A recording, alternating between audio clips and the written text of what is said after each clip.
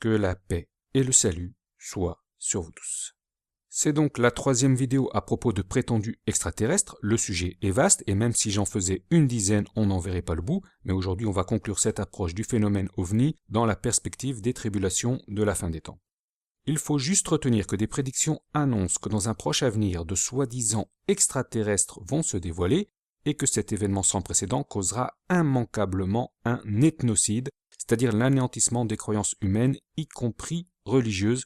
On sera alors dans un nouveau paradigme où tout devient possible. Ces extraterrestres ne vont pas nous expliquer que Dieu n'existe pas, mais qu'autrefois, ils étaient pris pour des anges et que les miracles n'étaient en réalité que des prodiges technologiques.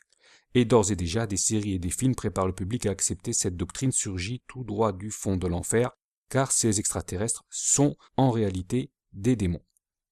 Et d'ores et déjà, le Vatican fait la propagande autour des extraterrestres. Le Vatican a été infiltré depuis longtemps, il ne doit plus être considéré comme une autorité légitime. Du côté de l'islam, il n'y a pas l'équivalent du Vatican, mais la Mecque a bien été infiltrée. L'obélisque de Satan qui auparavant était lapidé fait aujourd'hui quasiment l'objet d'un culte. On idolâtre Satan à la Mecque et les musulmans, au lieu de se révolter, ils s'en moquent éperdument. C'est bien la preuve que la pratique religieuse de la masse des croyants n'est en fait qu'une sorte de rite social et identitaire. Pour parler vulgairement, je dirais que les fidèles, toutes religions confondues, sont pour la plupart d'entre eux des moutons, et donc il n'y a pas vraiment d'obstacle à ce qu'ils adorent Satan, non pas directement, mais sous forme d'extraterrestres. Et d'ailleurs, signalons au passage une prédiction de saint Cosmas d'Étolie qui annonce que le temps viendra où le diable nous visitera avec sa citrouille. Évidemment, ce qu'il appelle citrouille serait ce que de nos jours nous appelons une soucoupe volante. Donc aujourd'hui, nous allons voir si les religions nous ont bien mis en garde contre ce dévoilement extraterrestre, et force est de constater que ceux-ci ne sont pas explicitement mentionnés dans le livre saint. Les démons et les djinns sont mentionnés, mais pas les extraterrestres. L'existence de ceux-ci n'est pas officialisée dans les Écritures, et c'est pourquoi si un fidèle du passé tomberait nez à nez avec un extraterrestre descendant d'une soucoupe volante, il l'aurait pris à coup sûr pour un démon. Voici une petite anecdote. En 1783, lorsque la première montgolfière a volé, elle a été poursuivie et mise en pièces par des paysans armés de fourches qui croyaient que c'était un engin du diable. À cette époque, les fidèles étaient donc protégés de cette supercherie qui vise à confondre les extraterrestres et les démons.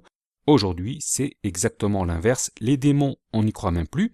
Pendant des siècles, les religions ont donc protégé les fidèles en occultant volontairement la possibilité qu'il existe des habitants d'autres planètes. Ce n'est hélas plus le cas.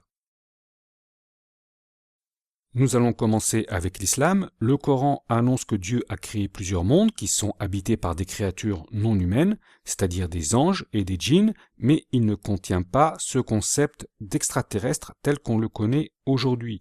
Du côté des hadiths, on parle d'autres planètes habitées, mais il n'est pas précisé si elles se trouvent dans le monde de la matière ou dans l'un des 7 cieux. Dans l'islam, les extraterrestres ne sont donc pas niés, mais ils ne sont pas non plus officiellement confirmés. Cependant, dans la vidéo précédente, on a vu qu'il pourrait y avoir un lien entre l'antéchrist et ses soi-disant extraterrestres. L'antéchrist serait probablement blond, et dans la mythologie des ufologues, il y a cette histoire de nordique opposé au petit gris, et il se pourrait très bien que l'on nous présente ce blond comme étant apparenté à ces nordiques. Et selon un hadith, l'antéchrist voyagera sur un âne volant à la vitesse des nuages. Ce qui nous est décrit là, c'est un petit aéronef d'une envergure d'environ 18 mètres. Certains pensent qu'il s'agit en réalité d'un avion, or un avion se déplace bien plus vite que les nuages. Selon moi, il s'agirait certainement d'une sorte de dirigeable, ou alors d'un appareil basé sur l'ancienne technologie du magnétisme terrestre, une sorte de Vimana. Mais la forme de cet appareil est une parodie du Messie qui est réputé rentrer à Jérusalem sur un âne en signe d'humilité, mais il faut aussi savoir que cet animal est un symbole satanique très connu. Et donc, en voyageant sur cet appareil en forme d'âne, l'antéchrist va non seulement se moquer du véritable Messie qui est Jésus, mais il rajoutera une dimension supplémentaire qui le relie à ces soi-disant extraterrestres. Passons maintenant à la Bible. Même chose que dans le Coran, les extraterrestres ne sont pas mentionnés de manière explicite afin de protéger les fidèles de cette séduction, et c'est dans le livre de l'Apocalypse que l'on trouve une possible référence non pas à des extraterrestres, mais à des démons qui chutent sur terre. C'est au chapitre 12 et c'est un passage très intéressant car il va nous permettre de fixer l'époque du dévoilement extraterrestre dans le temps.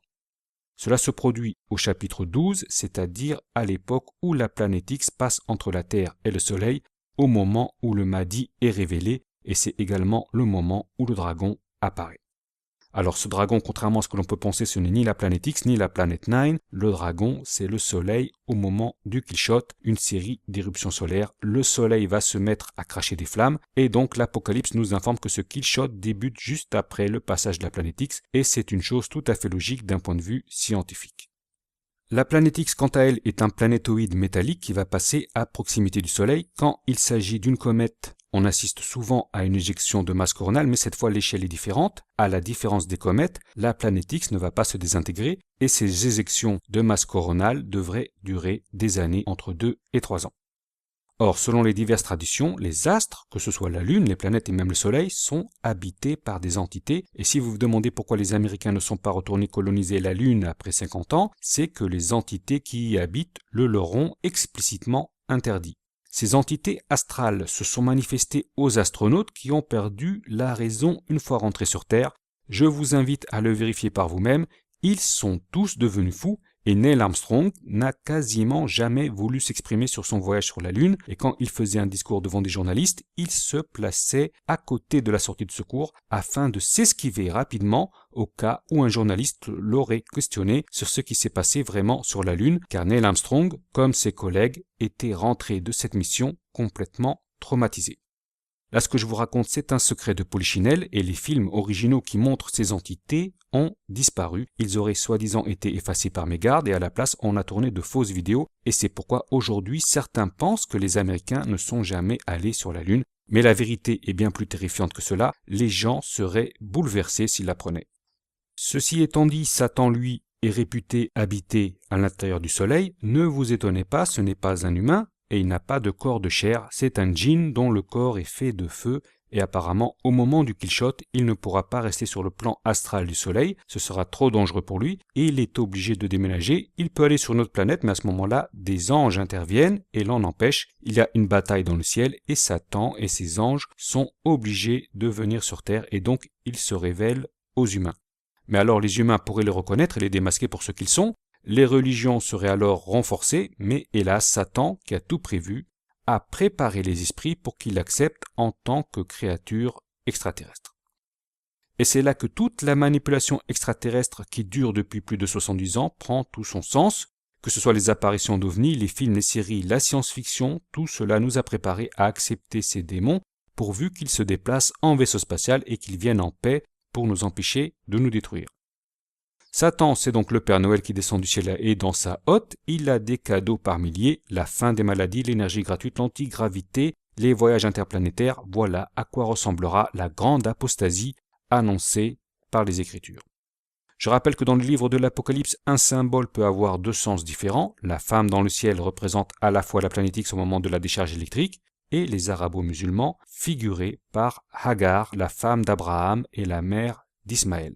Et même chose pour le dragon, ce symbole a un double sens, il représente à la fois le soleil au moment du Kill-Shot et Satan. Avec ce procédé, on illustre le fait que des événements célestes ont leur contrepartie transposée sur Terre.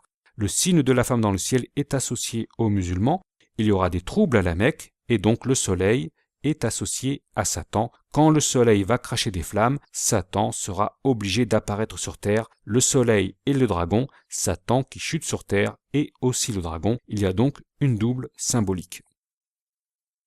Le livre de l'Apocalypse nous apprend donc que ces soi-disant extraterrestres devraient apparaître après le signe de la femme dans le ciel, après le début du Kill-Shot et après l'apparition du Mahdi et après que les arabo-musulmans soient arrivés dans un refuge préparé par Dieu dans le désert.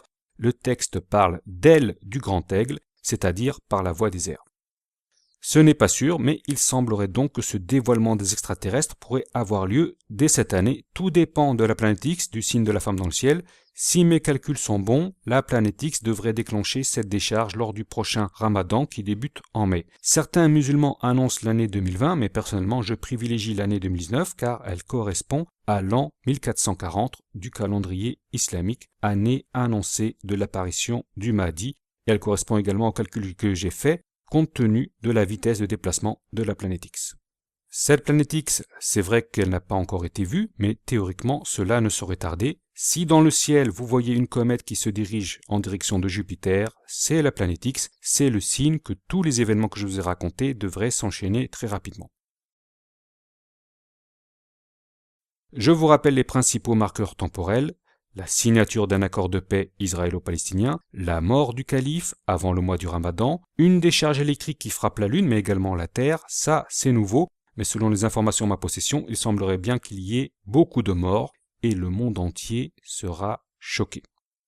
Autre marqueur temporel, la découverte de soi-disant archives atlantes en Égypte et dans d'autres endroits du monde. Ces archives vont nous révéler notre passé, elles vont raconter que nous descendons d'êtres venus d'ailleurs, elles vont raconter que certains Atlantes ont survécu dans des cavités souterraines et qu'ils sont toujours là, qu'ils ont des objets volants et même qu'ils sont en contact avec des extraterrestres. Et de cette manière, on comprend mieux comment la prédiction de Nikolaus von Rendsburg pourrait se réaliser. Celui-ci a annoncé que c'est une puissance allemande inconnue qui va gagner la guerre à l'aide de vaisseaux de guerre ronds et plats. C'est là qu'entrent en scène les Nordiques ou les descendants des Atlantes, tout dépend du scénario que l'on va nous proposer. Autre marqueur temporel important, c'est l'apparition de lumière dans le ciel, c'est-à-dire des ovnis, mais ce sera sans commune mesure à ce à quoi on assiste actuellement.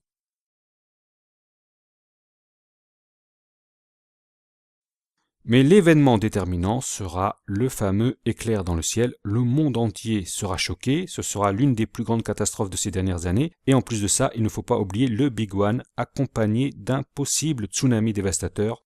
Cette année, le LHC ne fonctionne pas et de toute manière, il ne sera pas possible d'éviter le pic sismique annuel. Alors, accrochez-vous bien. Petite précision désormais, je ne suis pas le seul à parler de la planète X et de la décharge électrique qu'elle va causer. Maintenant, il y a des musulmans qui sont au courant et certains d'entre eux ont même publié des vidéos sur YouTube. Et dans ces vidéos, il y a des hadiths qui ne sont pas disponibles en français mais seulement en langue arabe.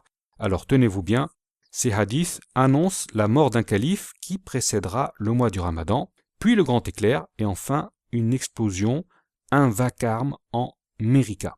Si vous vous demandez comment les Arabes du 7e siècle pouvaient connaître l'existence de l'Amérique avant que celle-ci ne soit découverte, c'est juste que l'histoire officielle a été complètement trafiquée. L'Amérique n'a pas été découverte par Christophe Colomb en 1492.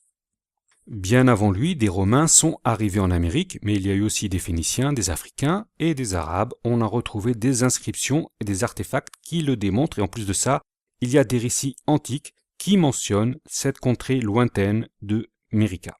Et donc, au moment du grand éclair, les hadiths islamiques annoncent qu'il y aura un grand bruit en Mérika. Je traduis cela par un Big One. Les prophéties islamiques annoncent donc probablement un Big One en Amérique au moment du pic sismique qui débute pendant le mois du Ramadan. Il suffisait de le connaître.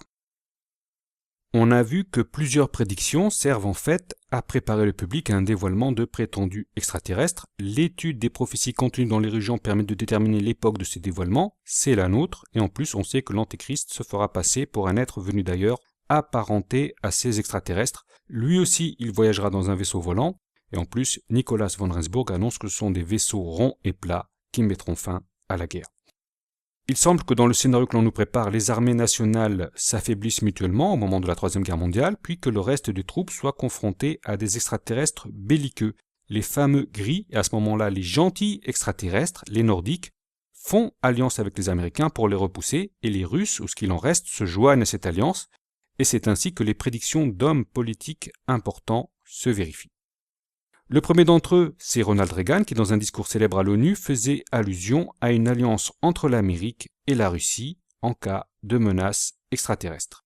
Alors les médias aujourd'hui se chargent de décrédibiliser cette déclaration. Ils disent que Reagan a vu des ovnis et qu'il a été omnubilé par les extraterrestres, mais on a une autre déclaration d'un homme politique important. Il s'agit d'Henry Kissinger, qui déclara dans une réunion à Évian le 21 mai 1992 que les gens seraient prêts à abandonner leurs droits en cas de menace extérieure réelle ou fictive. Cette déclaration fut enregistrée clandestinement. Et il y a beaucoup d'autres hommes importants qui ont évoqué l'existence d'extraterrestres, mais Kissinger et Ronald Reagan sont les plus importants d'entre eux. Il semblerait bien que l'on planifie l'instauration du nouvel ordre mondial après l'apparition de ces soi-disant extraterrestres. Certains d'entre eux seront belliqueux, d'autres, les nordiques, que l'on nous présentera comme des descendants d'Atlante, seront bienveillants et parmi eux se trouvera peut-être l'Antéchrist. De son côté, cela fait des décennies que la communauté des ufologues enquête sur les extraterrestres et une partie d'entre elles semble avoir compris la supercherie à venir. Tout ce que je vous ai raconté aujourd'hui, certains ufologues l'ont compris depuis longtemps et ils ont lancé l'alerte. Parmi eux, les plus célèbres sont Jimmy Gueux et Jacques Vallée. Alors Jacques Vallée, un jour, alors qu'il se trouvait dans son jardin, il a vu un ovni, puis il a consacré sa vie à l'étude de ce phénomène et il s'est aperçu qu'il pouvait le reproduire. Il suffisait qu'il pense à avoir un ovni tel jour pour que celui-ci apparaisse et il en a déduit le caractère satanique de ces manifestations. Il s'est d'ailleurs rapproché de l'église de Satan, certainement dans l'espoir d'en savoir plus sur le sujet. Voilà, ce sera tout pour aujourd'hui. On a vu dans les grandes lignes quelle forme pourrait prendre un dévoilement de ces prétendus extraterrestres. Mais à peine ai-je lancé ce sujet sur YouTube et sur le blog que certains se sont mis à intervenir pour dire « Croire que nous sommes seuls dans l'univers est grotesque, tant mieux si les religions disparaissent, nous ne sommes plus au Moyen-Âge, etc. etc. » Or, le problème n'est pas là, on peut parfaitement croire que la vie existe ailleurs et ne pas gober la supercherie qui se prépare, et on peut croire en Dieu et aux extraterrestres, les deux croyances ne sont pas incompatibles. Et enfin, on peut parfaitement croire que les démons et les extraterrestres existent et que les premiers se feront passer pour les seconds. De leur côté, des gens comme Jacques Vallée qui ont consacré leur vie au phénomène des ovnis expliquent qu'il s'agit en réalité de manifestations sataniques et l'étude des prédictions le confirme. Dans un avenir proche, nous allons donc à coup sûr assister au dévoilement d'entités démoniaques qui se feront passer pour des êtres venus d'ailleurs. Ce sera peut-être le cas dès cette année, au plus tard 2020, tout dépendra bien entendu de l'apparition de la fameuse planète X qui est le marqueur temporel principal de notre époque. Et sur ce, je vous remercie de m'avoir suivi et comme d'habitude, je vous donne rendez-vous pour la prochaine vidéo qui sera probablement consacrée à la planète X et au cataclysme incroyable qui devrait débuter dans les prochaines semaines. Pour le moment, la situation est relativement calme, mais si vous constatez une augmentation sans précédent de gros cataclysmes, vous saurez à quoi vous attendre. Sur ce, je vous dis au revoir et à très bientôt.